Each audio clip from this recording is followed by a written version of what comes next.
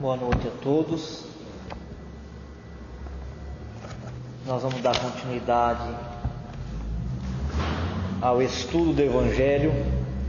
Nós estamos estudando a parábola O Fariseu e o Publicano. Quarta-feira passada nós havíamos feito um apanhado geral e agora nós vamos estudar os versículos dessa parábola que está no Evangelho de Lucas, está no capítulo 18, nos versículos que vão de 9 a 14.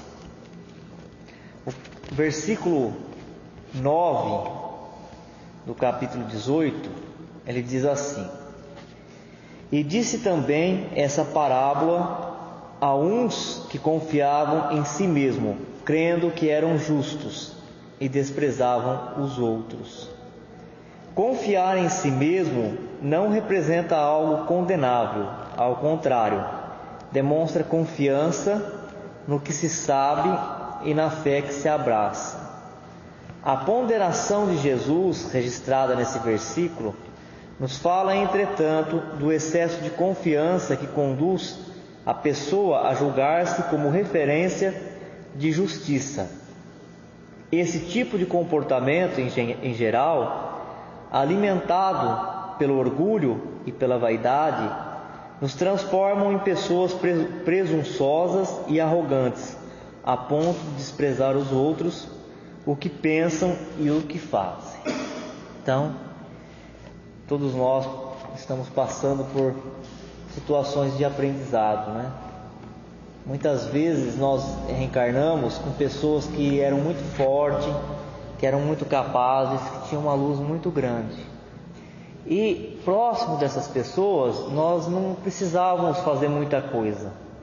Essas pessoas decidiam pela gente, nós sentimos segurança no que elas faziam e as coisas acabavam dando certo. Mas como na natureza tem uma sabedoria, a gente sempre é colocado numa situação que vai nos exigir trabalhar alguma coisa que nós não temos. É por isso que muitas vezes a gente vê pessoas hoje caminhando sós, solitárias. Por quê? Porque caminhou junto com um grupo de espíritos, de almas afins, mas que tinham uma força de decisão, uma capacidade de resolver as coisas muito grande, e que se continuasse encarnando junto com ela e caminhando junto, não ia desenvolver essa autoconfiança, essa confiança em si mesmo. Então, os espíritos, eles passam por momentos de solidão na Terra, né? Que a gente chama, no estudo bíblico, de aquele período do deserto, né? A pessoa permanece no deserto da existência, da vida. E parece uma coisa muito ruim, porque nós nos acostumamos a apoiar nos outros resolverem os nossos problemas. Mas não é sempre assim. Então, quando a gente não consegue desenvolver isso daí na companhia dessas almas, a gente acaba ficando afastada dela por um tempo. A encarnação, ela é sábia. Às vezes essa equipe, essa turma, ela fica no mundo espiritual e a gente se reencarna sem elas. E passamos uma existência inteira procurando sentido para a vida, procurando a razão de existir e não conseguimos encontrar. Por quê? Porque nos alimentávamos da presença desses seres. E às vezes nós até reencarnamos com eles. Eles vêm dando uma forcinha, né? Eu vou reencarnar, ficar um tempo com vocês. Igual às aves, né? Eu vou ficar com você, né, com o filhote, até você aprender a voar, mas depois eu vou te empurrar do ninho para você caminhar. Então eles vêm, convivem conosco, a presença deles nos fortalece, nos anima, porque sem a presença deles talvez a gente não conseguiria reencarnar ou manter a encarnação, e depois eles vão embora. Eles voltam para o mundo espiritual. E a gente acha que isso é uma coisa terrível, né? Que é uma punição, e não é. E não é uma punição. Muitas pessoas conversando com a gente, principalmente nos trabalhos que envolvem acolhimento fraterno, orientação, falam: eu estou sendo punido. E a gente pergunta: por que você acha? que você está sendo punido? Ela fala: porque eu sou muito só. Eu nunca me senti tão só igual eu estou me sentindo.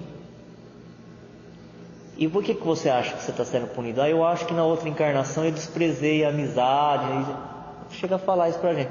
Mas não é sempre assim. Não é necessariamente isso. Muitas vezes é por causa disso aqui, para desenvolver a autoconfiança. Tem momentos que a gente fala: agora eu vou ter que buscar dentro de mim a razão de existir, a alegria de existir por mim mesmo, pelo simples fato de eu estar vivo. E na outra ponta tem aqueles que têm o que ele ataca aqui, tem um excesso de autoconfiança tão grande, tão grande, tão grande, que acha que só o que pensa, só o que fala, só o que faz é o que está certo. E o restante das outras pessoas não estão certas. Pessoa que se acha justa. E porque ela se acha muito justa, ela exagera muito nisso. Todos os outros que estão ao redor não são. Então a gente percebe que os dois extremos são ruins. Um é insegurança, é não conseguir fazer as coisas por si só, é não saber o que quer, do que gosta realmente, é não ter se autodescoberto ainda. Porque quando o indivíduo se autodescobre, ele sabe quem ele é, ele sabe do potencial dele, ele se basta sem ser orgulhoso, porque ele se reconhece um ser divino, e onde quer que ele esteja, ele sendo útil para o lugar onde ele está, fazendo alguma coisa útil, nada haverá de faltar. Mas também o outro extremo é terrível, porque a pessoa acha que só ela é bom, só ela que sabe, só ela que é justa, todo mundo é ladrão, é corrupto, é malandro, Só a pessoa é que sabe. Foi o que aconteceu com o fariseu e o publicano na parábola. O fariseu, ele achava que ele era o merecedor de tudo que Deus tinha para oferecer, porque ele se intitulava justo. Agora os outros não. Os outros não serviam.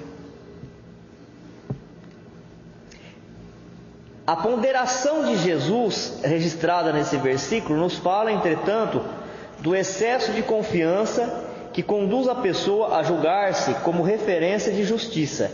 Esse tipo de comportamento em geral, alimentado pelo orgulho e pela vaidade, nos transformam em pessoas presunçosas e arrogantes, a ponto de desprezar os outros, o que pensam e o que fazem. Do orgulho procede todas as megalomanias, das mais grotescas às mais perigosas, como aquela que tem por escopo o domínio do mundo. São tão incontáveis os malefícios que o orgulho engendra no coração humano, ocultando-se e disfarçando-se de todas as formas.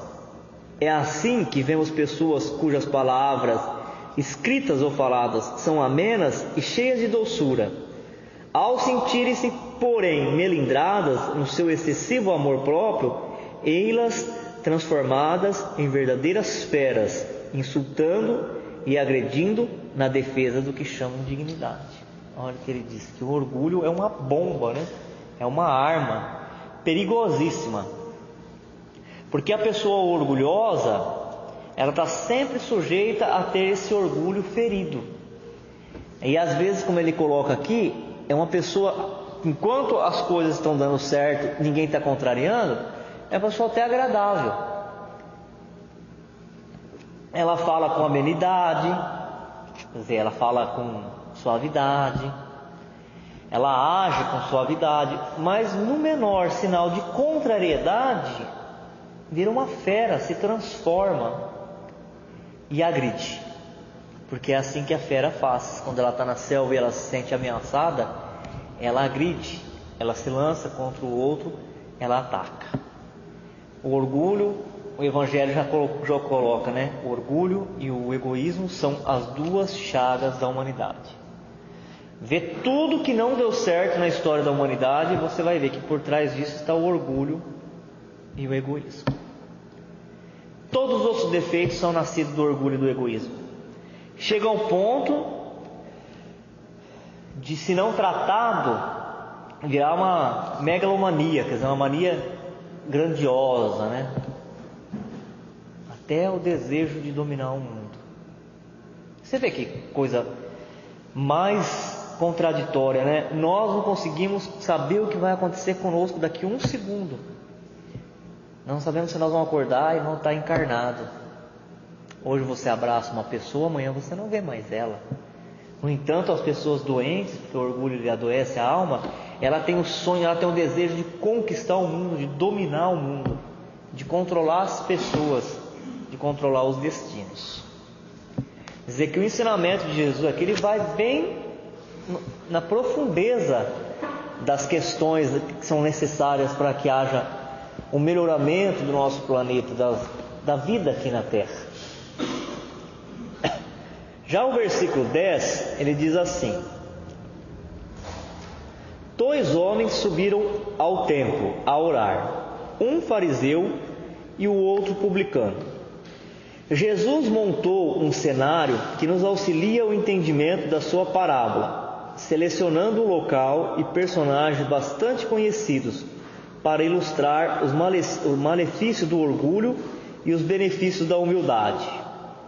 O templo, lugar onde ocorreu o encontro do fariseu e do publicano, é usualmente entendido como um espaço sagrado, destinado às práticas religiosas.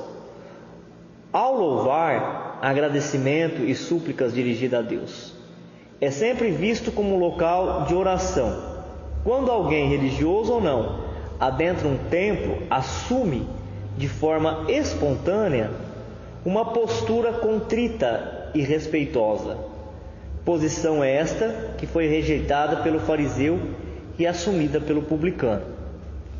Então aqui ele está usando um cenário, uma situação para mostrar o quanto que vale a pena, o quanto que é inteligente ser humilde, os benefícios que a humildade traz, e o quanto de mal que o orgulho traz para a pessoa e para todas as outras que estão próximas dela. Ele usa um cenário que é um templo, o principal templo religioso do judeu. E ali vai se encontrar 2 personagens, o fariseu e o publicano. Quando se entra numa igreja, qualquer pessoa, mesmo que ela não conheça profundamente o que é ensinado, aquela doutrina, aquele conjunto de ensinamento, ela entra numa postura de respeito, de recolhimento, de humildade, porque aquele templo, ele é símbolo de que tem uma força superior, de que é Deus a quem nós devemos nos submeter. E o publicano, ele agiu desse jeito, agiu humildemente, ele se colocou numa postura de humildade, sempre entendendo aqui humildade como aquele que entende que as coisas não é dele, aquele que entende que as coisas é de Deus e é dado a ele a administrar. Então ele precisa de Deus. É isso que é humilde. Porque muitas vezes houve muita confusão quando foi se ensinar sobre essas virtudes. Às vezes a pessoa confundiu humildade com a vestimenta, com a casa que ela tem, com o carro, e não é nada disso. Porque às vezes você vê, às vezes não, quase sempre, você vê a pessoa que não tem nada, não tem um centavo, mas ela é vestida de orgulho.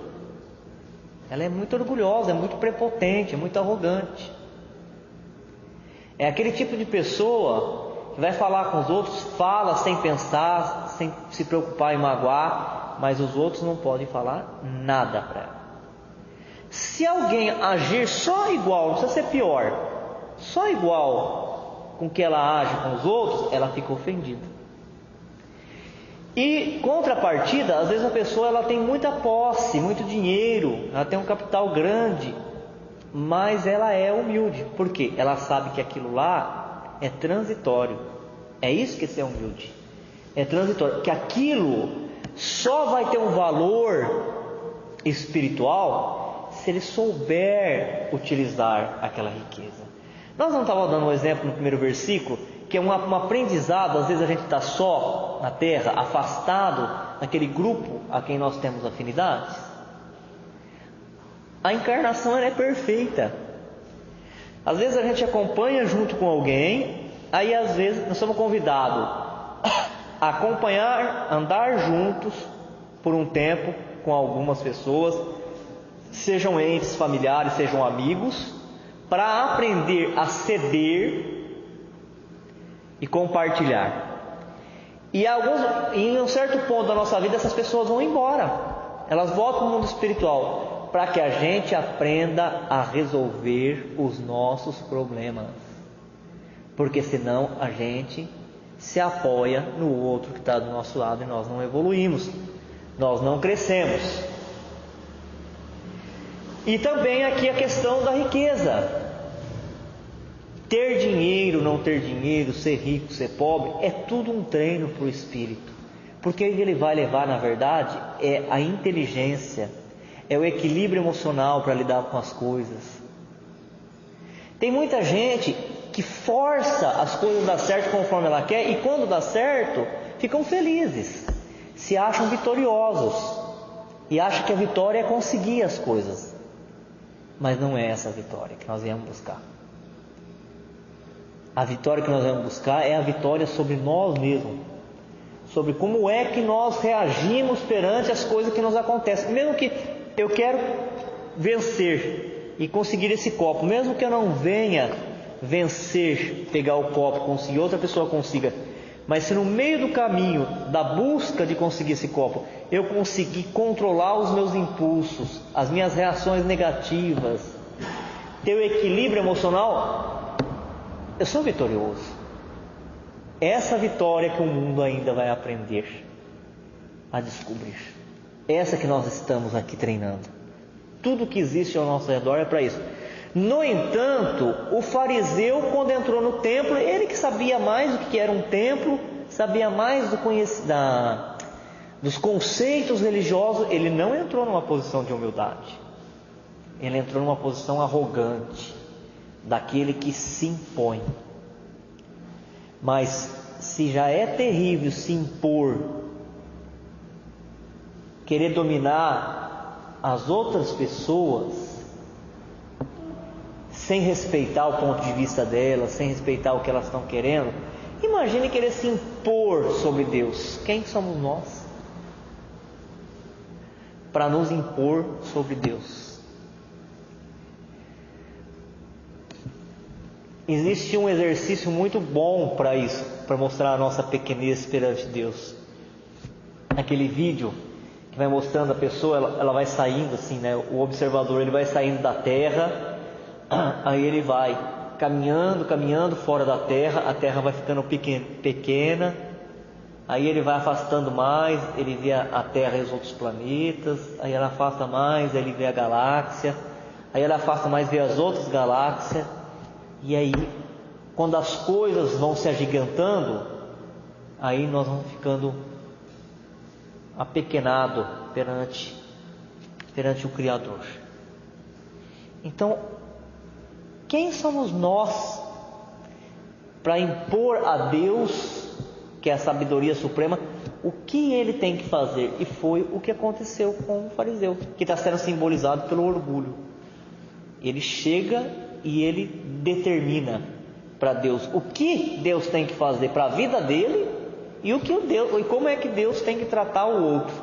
Ele se coloca na posição do justo e, consequentemente, na posição do injusto.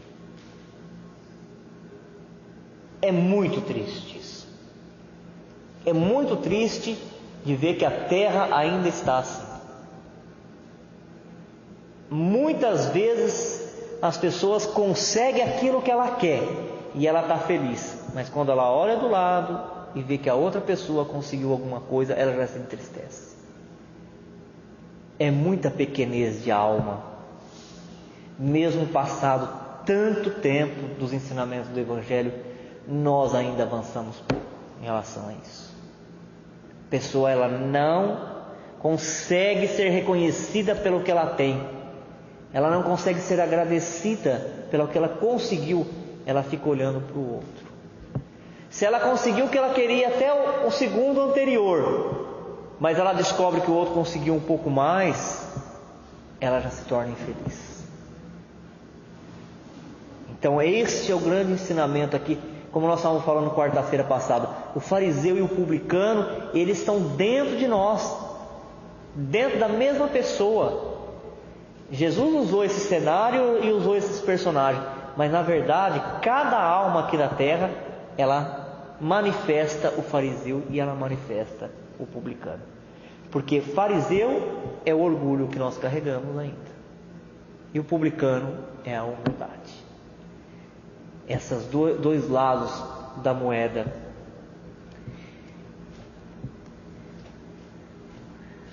Então fica muito difícil da pessoa ser feliz na terra por causa disso, porque ela não sabe direito o que ela quer, mas ela sabe, ela já está decidida com aquilo que ela não quer que o outro tenha. É uma dos maiores complicadores da satisfação aqui. Porque se você pegar uma pessoa insatisfeita, você vai perguntar para ela: você tem casa? Ela vai falar: eu tenho. Você tem comida? Eu tenho. O que está te faltando? Não está faltando nada. Por que ela está insatisfeita? Ela está insatisfeita porque ela está com raiva do que o outro está conseguindo. Está indignado. É quase sempre desse jeito. Por onde a gente passa, a gente vê isso. Essa insatisfação, porque o foco da vida não está em si mesmo, não está nas suas necessidades, o que eu quero, o que eu preciso de verdade para ser feliz, do que eu gosto.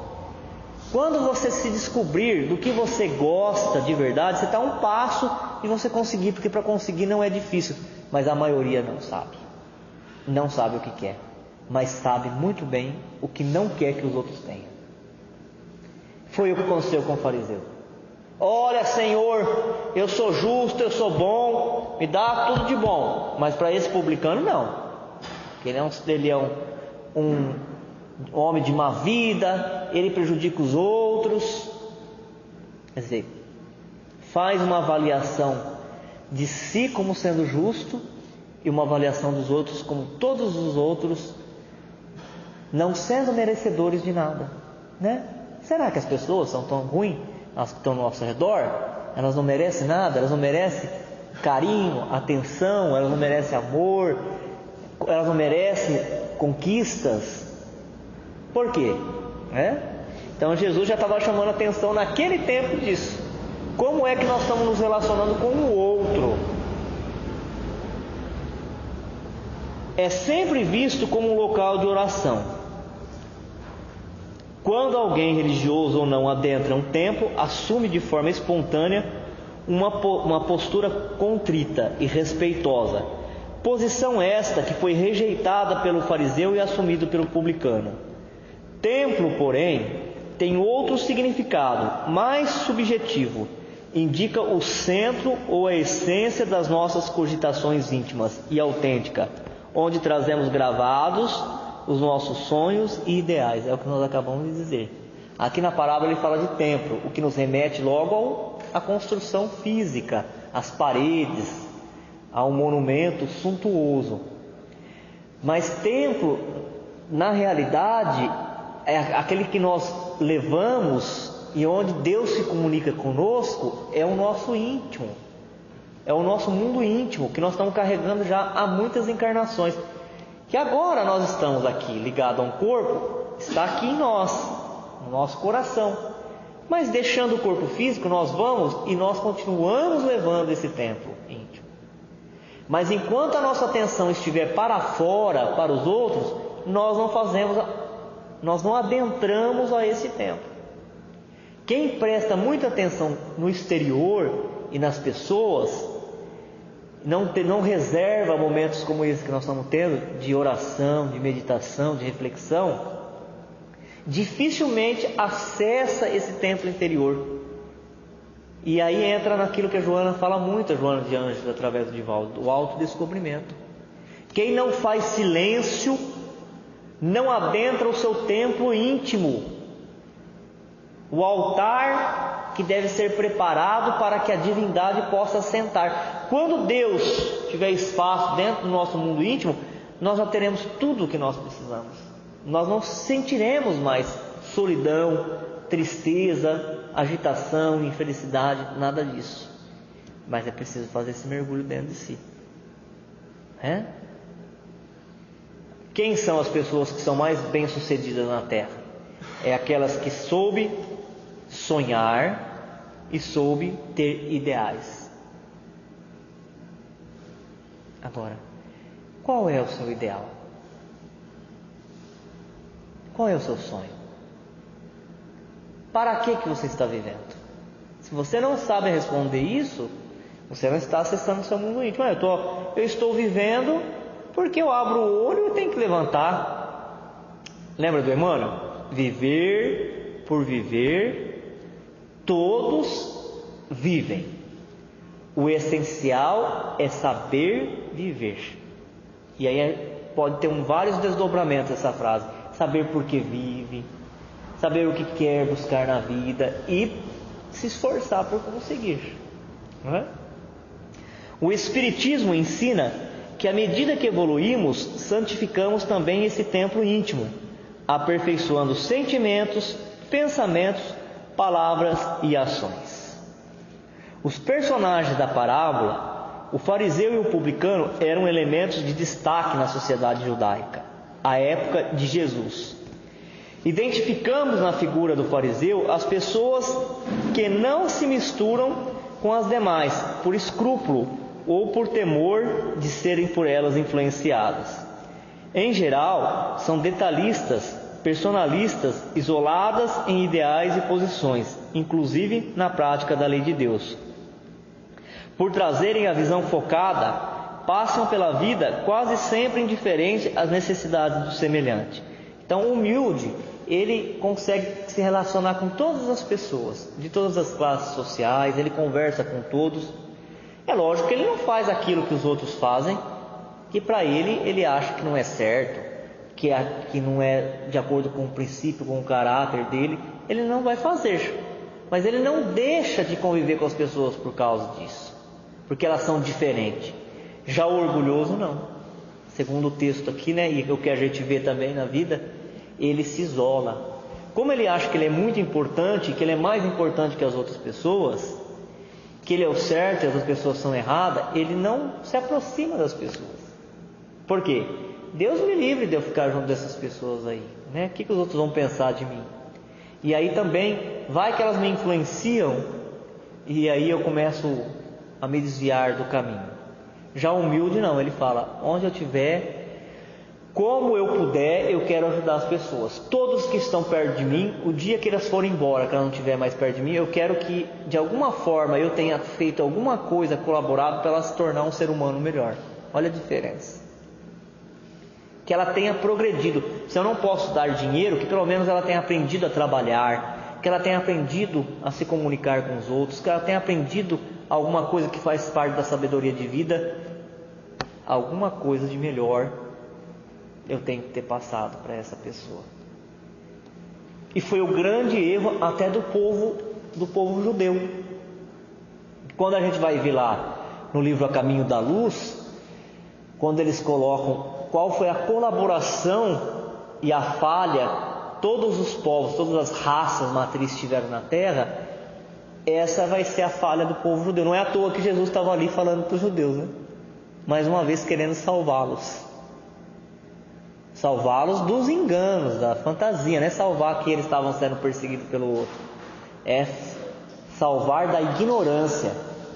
Porque como eles tinham a noção clara de que eles tinham uma compreensão religiosa melhor do que a dos outros, porque naquela época as outras nações ainda estavam completamente perdidas em relação à religiosidade, né? Eles estavam naquela relação ainda de querer agradar os deuses, fazer muitos rituais, fazer barganha com os deuses da natureza.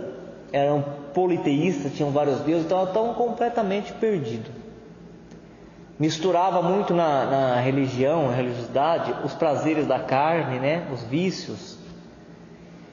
E o povo judeu não, eles já tinham uma noção mais clara de religiosidade, só que eles tinham orgulho disso. A gente tem que tomar cuidado, de vez em quando a gente ouve também isso daí, né? Eu sou espírita, eu conheço mais que o outro, eu sei mais da vida espiritual. Às vezes a gente faz um reconhecimento da nossa doutrina, né? A gente fala, olha, realmente, a nossa doutrina tem tudo, né? Ela tem tudo, ela é uma universidade, ela tem todos os assuntos, ela é mais completa, tudo bem, isso a gente fala. Tem que tomar cuidado quando a gente começa a sentir que por causa disso nós somos melhor do que o outro, como faz, por exemplo, algumas religiões que nem conversam conosco e nem nos dão emprego por causa de religião. Tem gente que acha que isso já foi superado, né? Mas infelizmente ainda não foi. Quando algumas pessoas percebem que aquela candidata ao serviço ela é da outra religião, ela cria dificuldade para ela. Por quê? Porque ela acha que ela é mais importante, é igual o fariseu, e que os outros não servem, né? Elas acham que ela, estando dentro daquela religião, ela está com Deus, está garantida a salvação. E quando as pessoas são de outra religião, de religião nenhuma, ela é do mundo, ela está perdida, ela vai ser condenada. É essa parábola do fariseu e do publicano.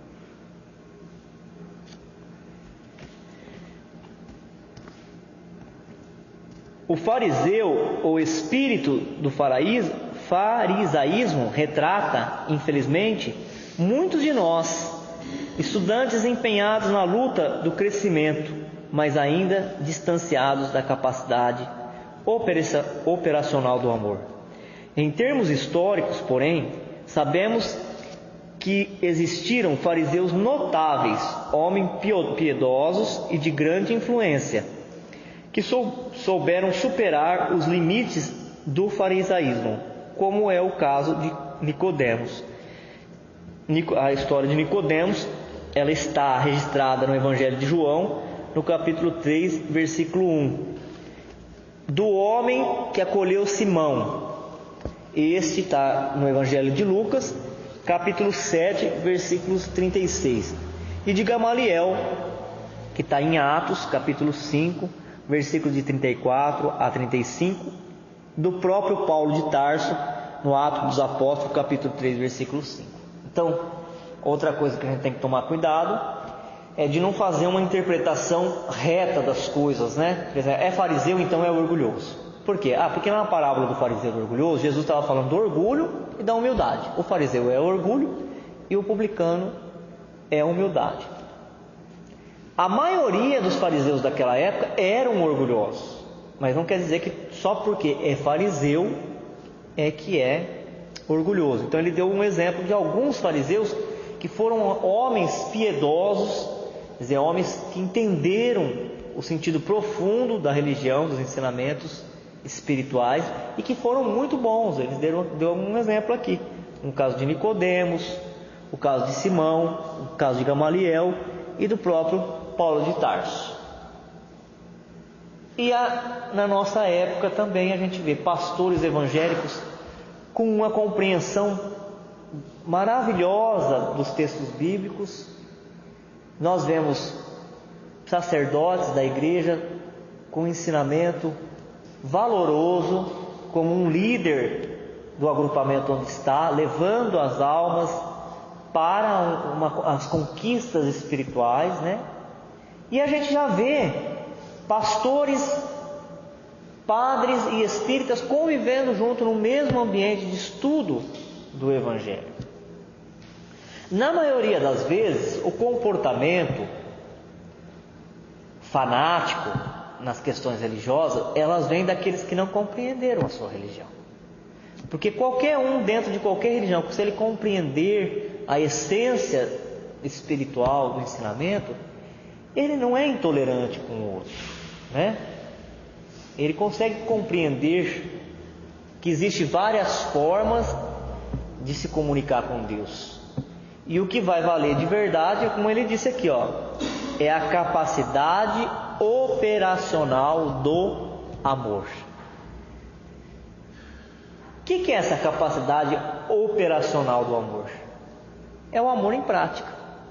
Porque o amor falado é fácil, a gente está falando agora. Estamos falando desde o começo. Desde o começo da reunião nós estamos falando do amor. É o amor falado, o amor escrito, decantado, declamado, musicado. Mas o que vai realmente mudar a nossa vida é a capacidade operacional do amor, operar o amor, quer dizer, viver, colocar ele em prática, fazer ele acontecer. E com sabedoria, os espíritos que codificam a doutrina espírita vai colocar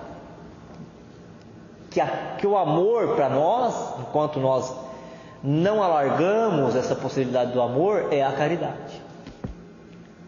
A caridade é o amor em prática, é esse amor operacional. E o que seria essa caridade? Dar de comer para os outros é caridade? É caridade dar de comer? É caridade. Jesus disse já, né? Quem der de comer, quem der de beber, quem vestir, quem visitar o preso na cadeia, tudo isso é caridade. É sair da teoria e ir para a prática. Tem que ir para a prática. Esse que é operacional, é ir para a prática. Essas palavras que eu estava buscando e chegou agora. É ir para a prática, para o campo de ação. Mas a caridade que o espírito deve desenvolver para ele levar para o mundo espiritual e quando ele reencarnar trazer de volta é das virtudes. É quando assim eu estou dando alguma coisa para alguém, eu estou desprendendo. Então não é o objeto, é o ato, é o desprender. É quando eu sou capaz de falar assim, ó, hoje, domingo, eu posso ir pescar, eu posso ir na praia, mas eu posso também fazer uma visita para alguém que esteja precisando, e eu sacrifico esse momento de prazer, e eu vou fazer essa visita. Eu estou desenvolvendo dentro de mim, nesse mundo, nesse altar íntimo, nesse templo íntimo, eu estou desenvolvendo valores que nunca se perderão. É lógico que cada um o seu limite, também não adianta eu forçar uma coisa que eu não seja capaz de fazer, mas cada um vai se esforçando naquilo que pode fazer para sempre poder fazer um pouco mais. Porque se eu sair dessa encarnação igual eu entrei, o que eu evoluí? Eu não evoluí nada. Eu não preciso me comparar com o outro, né? O outro faz isso, aquilo, outro, e eu não faço, então eu vou me sentir mal, eu vou me sentir menor. Não é isso. É dentro das minhas possibilidades. Sempre eu ir fazendo um pouquinho mais, e um pouquinho mais para eu ir, então, alargando as minhas possibilidades. E para encerrar, nós vamos conseguir ir até aqui hoje só. Os fariseus do hebreu parush é divisão, é separação.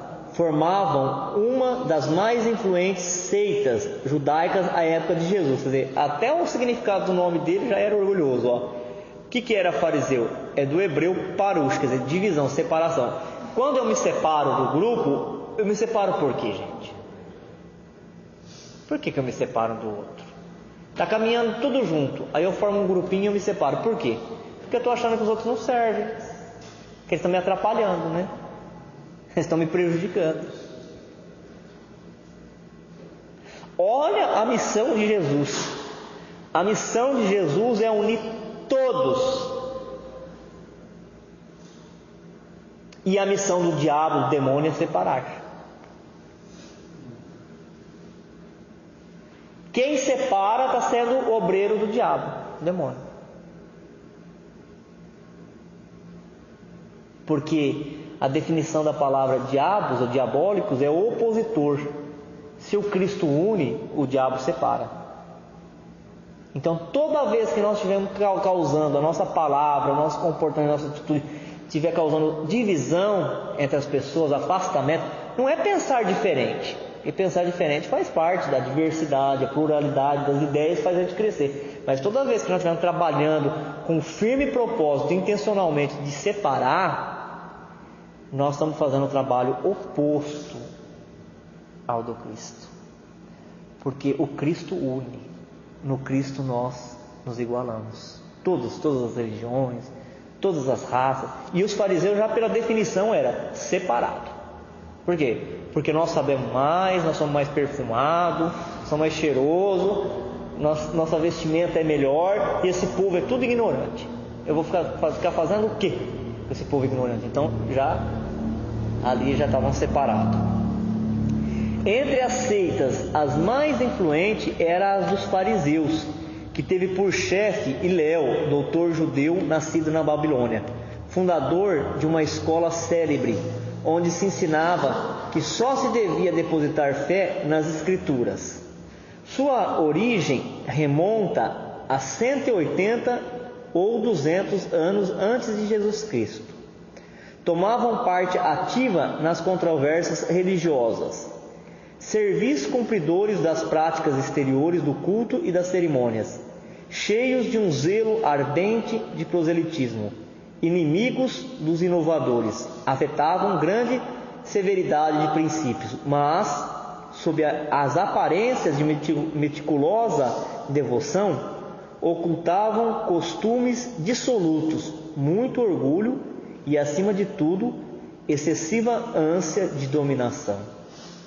Tinham a religião mais como meio de chegarem a seus fins do que como objetivo da fé sincera. Da virtude, nada possuíam, além das exterioridades e da ostentação. Entretanto, por umas e outras exerciam grande influência sobre o povo, a cujos olhos passavam por santas criaturas. Daí os serem muito poderosos em Jerusalém. Vê que coisa? Surgiu então os fariseus 200 anos antes de Cristo. Qual que era a maneira deles agirem? Eles achavam que só o que estava na Escritura Sagrada era verdadeiro. Então eles eram defensores das Escrituras. Qualquer um que ensinasse alguma coisa um pouquinho diferente do que eles estavam acostumados, eles entravam em brigas, em discussões. E nós às vezes fazemos isso, né? A gente cai nessas armadilhas. Quando nós estamos estudando a doutrina espírita, a gente pensa que está estudando a doutrina espírita para ensinar a doutrina espírita para o outro e para ninguém entender errado a doutrina espírita. Essa é a impressão que nós temos. Quando nós estamos fazendo isso, nós estamos agindo como um fariseu. Mas então para que é que eu estudo? Eu estudo para eu praticar, né? Eu estudo a doutrina espírita para eu saber como fazer a caridade, como eu não me desviar das leis de Deus, não para eu ensinar para o outro. E eles então eram assim, eles decoravam a Escritura Sagrada e perseguiam quem falasse diferente dela. Só que não era só bater boca não, que isso eles faziam comumente, porque a vida deles era essa, ficar discutindo. Eles perseguiam mesmo, perseguiam a família, matavam a pessoa, né? Que eram tratados como hereges, e achavam que assim estavam agradando a Deus. Os publicanos, por outro lado, não representavam uma casta sacerdotal, mas sim colaboradores de impostos ou de tributos definidos pelo domínio romano da Palestina. Quer dizer que não, o primeiro personagem, Jesus pegou um exemplo de um religioso. Quer dizer, que ser religioso não é garantia de sucesso espiritual, né? E o outro exemplo, ele não pegou do meio espiritual, do meio religioso. Ele pegou um exemplo do cobrador de tributos definido por Roma. O que Jesus quis dizer com isso? Mesmo que a pessoa ela esteja numa ocupação que a terra acha que não tem valor ou que é mal vista pelos outros, se ela estiver fazendo as coisas certinhas, ela está evoluindo espiritualmente. Mas se ela estiver numa posição adorada, idolatrada, venerada na terra, mas ela não estiver fazendo as coisas certas, ela está se perdendo na encarnação. Então, para a gente aprofundar o nosso olhar, para não ficar vivendo de aparências, não ficar vivendo de superfície, de superficialidade, né? Os riscos a que estavam sujeitos faziam com que os olhos se fechassem para as riquezas que muitas vezes adquiririam e que da parte de alguns eram frutos de exações e de lucros escandalosos. O nome de publicano se estendeu mais tarde a todos os que superintendiam os dinheiros públicos e os agentes subalternos. Hoje, esse termo se emprega em sentido pejorativo para designar os financistas e os agentes pouco escrupulosos de negócio. Diz-se por vezes ávido como um publicano, rico como um publicano, com referência a riquezas de mau quilate. Os judeus de destaque consideravam um comprometimento ter com eles a intimidade. Aqui dá para perceber claramente porque que Jesus usou o publicano como exemplo. Como o publicano ele era cobrador de tributos, as pessoas não gostavam de pagar tributo, achavam que os publicanos saqueavam as suas finanças, então eles detestavam os publicanos. E eu tinha conta de homens muito maus, homens corruptos. E os judeus nem podiam se relacionar com o publicano, nem tocar no publicano, nem deixar um publicano entrar na sua casa. No entanto, Jesus ensinou aqui que este publicano, ele tinha uma conduta de humildade perante as coisas de Deus, que é o que interessa, que é o que nos interessa de fato. A opção de Jesus de ilustrar a parábola com esses dois personagens sugere ser proposital, nos permitindo refletir se fácil programa de melhoria que estamos empenhados, estamos colocando em prática as lições edificantes que nos chegam continuamente do plano maior. O nosso desejo, obviamente, é seguir o comportamento do publicano. Devemos, porém, ficar atentos de que ainda trazemos muitas características da postura do fariseu nos meandros do nosso psiquismo. Então, olha como é que encerra aqui o capítulo.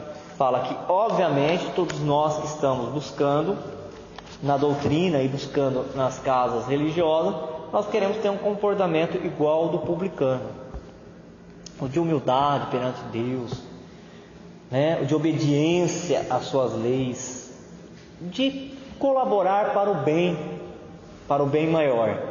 Mas que a nossa alma, por ser muito antiga, ela traz escondida essas personagens que nós já vivenciamos.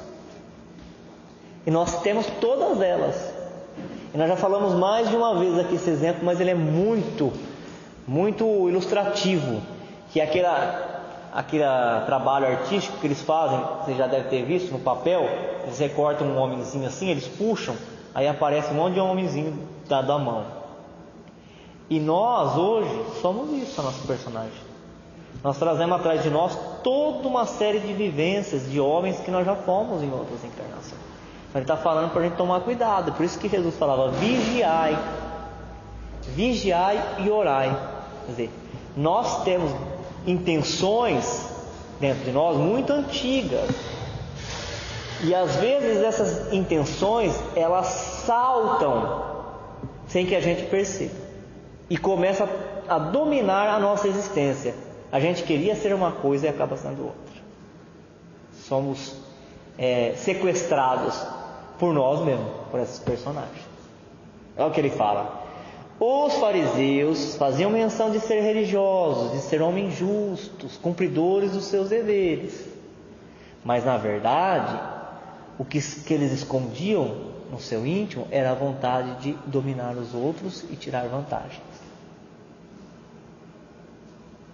Então, por isso que antes da gente fazer qualquer coisa e aceitar fazer ou ser qualquer coisa na vida, nós devemos que perguntar para nós mesmos: qual é a real intenção, motivo de eu estar aceitando fazer, ser, acontecer? Para que a gente não seja enganado por esses homens velhos que estão dentro de nós. Os homens velhos são as encarnações passadas que nos levaram a erro, e que de vez em quando elas querem assumir de novo o comando da nossa atual existência, porque agora nós queremos ser bons, né? Agora nós queremos nos aproximar de Deus. Nós queremos buscar Jesus como mestre, como amigo. Mas não foi sempre assim. Essa vontade de ser bom, ela é nova em nós. A mais antiga era a vontade mesmo de se sobrepujar, de dominar e de arrasar aqueles que eram nossos adversários. Nós temos muito disso